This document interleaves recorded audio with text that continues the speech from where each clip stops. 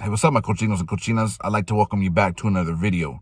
Today, we're going to get intimately involved with a burrito from a Mexican food place here in Stockton.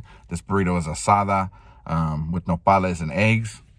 That's a breakfast burrito for me. Steak and eggs and a burrito, you feel me? And a tortilla. And then we also got a cold brew on deck to help me get on one. I'm going to go ahead and just get right into it.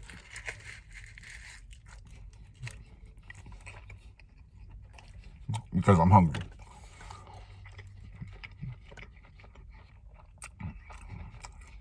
I'm not sure if you can see that sexiness, but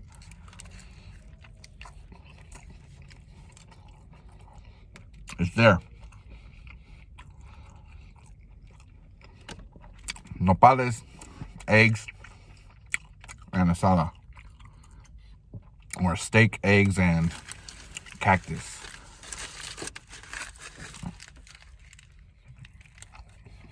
I'm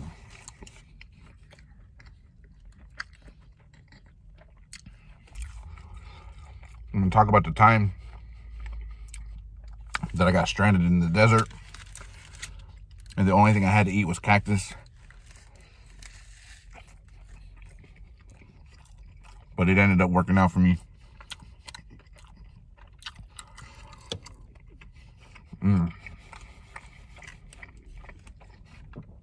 Pretty good. I'd advise, if you're somebody who can eat whatever the hell you want, get it with some cream, some cheese, you know, throw some beans in there if you want, maybe some rice. But you're gonna be really full after. If you get it like this, there's probably a healthier way you can get it, I guess. Even though you saw all the grease on the outside of the tortilla, but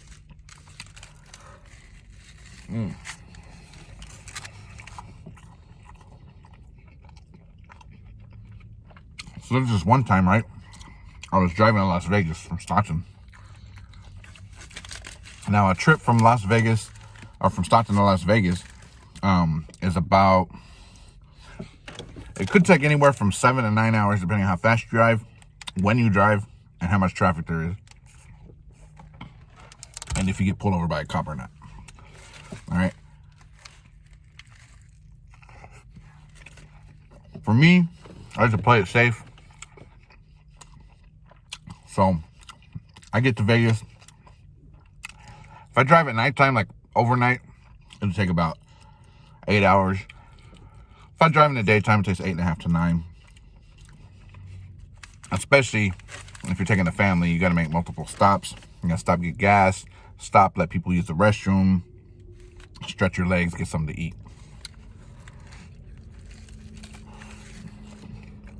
But there's one time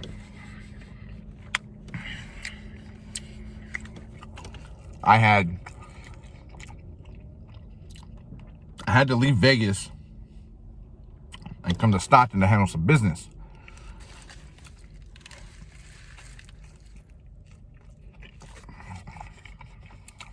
So it was a trip by myself. So the trip back home to Stockton was fine. But the trip back to Vegas is where I ran into some car trouble. Now, I usually take the 99 starting out. And then I make my way, you know, through all the desert freeways. Like, I don't know them off the top of my head right now. You guys could probably tell me in the comments below. But, as many times as I've driven it, I don't know, was it the 15 and the, I don't know, been a minute, but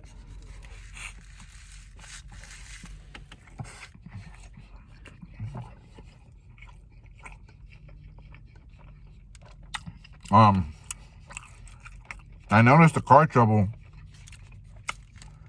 when I was in, like, Fresno. I had passed through Fresno.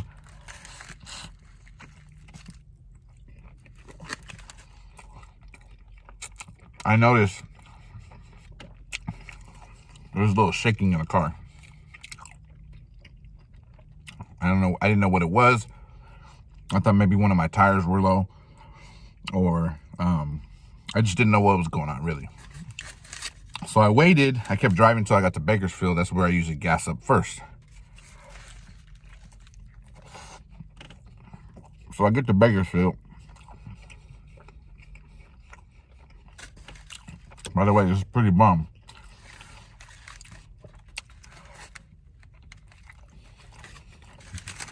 And like I said, you can add whatever you want to it. But man, alone like this is bomb.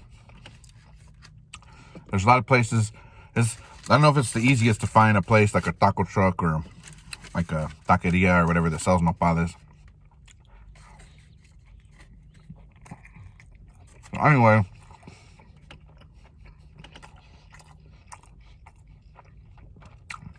pull over in Bakersfield.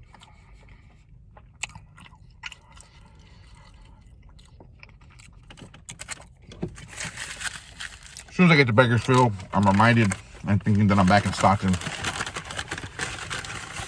Because everywhere I ever stopped in Bakersfield is like a shithole. I'm sorry if you're from there, but I've seen like a lot of crackheads and homeless people out there. I know that's a problem everywhere right now. That's a different subject for another day. But stopped in Bakersfield, got gas, checked my tires, air pressure was fine.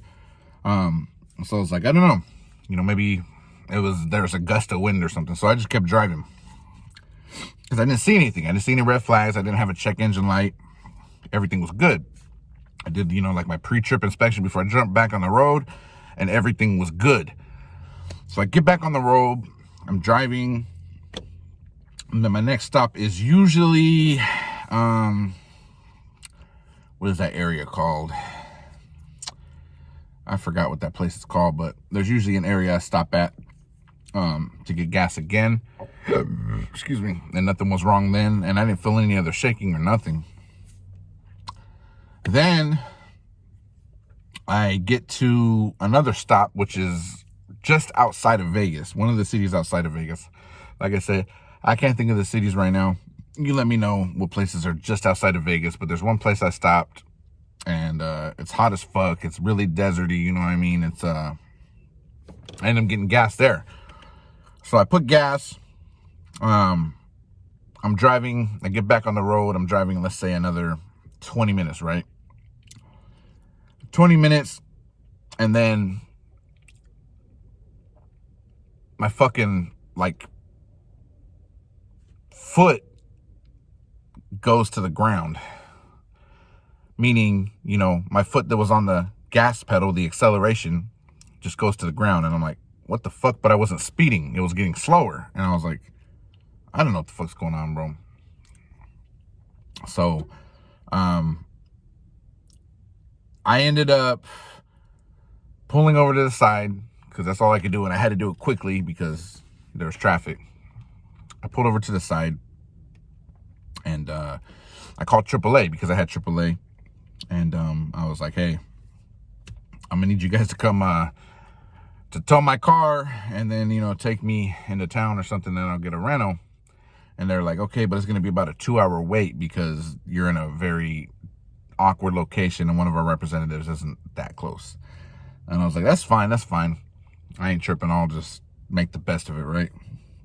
So I figured, you know what I mean? I had some greenery on me. I figured I'd just, take it to the next level mentally and, just make the best of my time, make time go by and just say, screw it. So when I was out there, it wasn't even summertime. It was probably like November or something. So the weather wasn't too crazy. It wasn't too hot. It was hot, but not too hot. Nothing that I wasn't used to. So I ended up getting out the car. I'm like, damn, dude, I wonder if my fuel pump went out or, what the hell happened. So I ended up just going for a walk. You know what I mean? Just taking it to a new level. So I'm walking around the desert and shit, bro.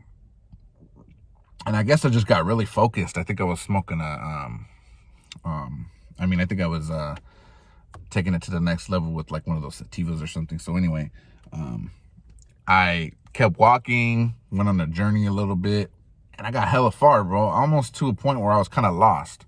So I started looking around, and I had my phone on me, but I was just like, damn, bro, what time is it? luckily I could see what time it was, but I didn't have service where I was at. So, but the way like the maps programs work on your phone is they have like, they use like the emergency maps, I believe, at least for my phone they did. So meaning if you don't have service, you can still find you can still use maps to get where you need to go. So I was out there, and then I was hella hungry, homie. I was just hungry. I'm like, bro, I don't know if I'm gonna make it. And yeah, I was like 350 pounds, you know what I mean? Close to the weight I am now. So I probably would have made it, but I needed probably the hydration from some type of food, because I know a lot of you guys might not know this, but when you eat, you're not just eating to fill your stomach, but you're eating to, you know, supply energy and different nutrients to your body, and also hydrating your body, meaning it's not always about water to hydrate your body. Sometimes it's the food, and the food contains water and different shit like that. So you don't necessarily need water. So you could be in the desert, but as long as you find some type of food. And I knew the cactus was full of, you know, like water and hydration. You know, unfortunately, most of the cactus out there has, the plant has the, you know, thorns on it to protect it. So, I had a little tool on me, a little knife.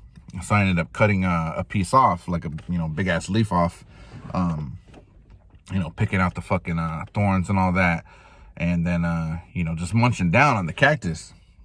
And, I got hydrated that way, and, ended up walking back to my car full of hydration, full of energy. And honestly, I don't know if it's because I was taking it to the next level with the greenery I had, or if there was something in the cactus, but, you know, I even had like a new level unlocked in my mind where I was just like, man, this is crazy.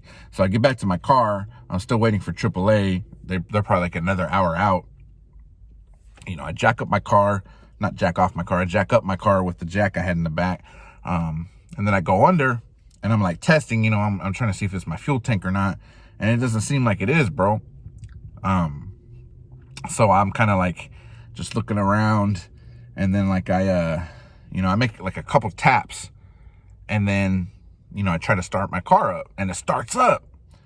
And I remember one of my old mechanic homies told me back in the day, like, if you give it a couple taps and it start back up, then I think he said then it's your, I think he said it is your fuel tank. If you're a mechanic, let me know below. There's something like when you tap it a couple times and it starts back up, that means that it's about to go out, but you can get it to start to get where you need to go.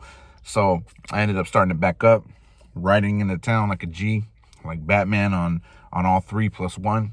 And, you know what I mean? I smoothed into Vegas, hit up one of my homies out there to check it out, and it was the fuel pump. He went ahead and worked on that for me.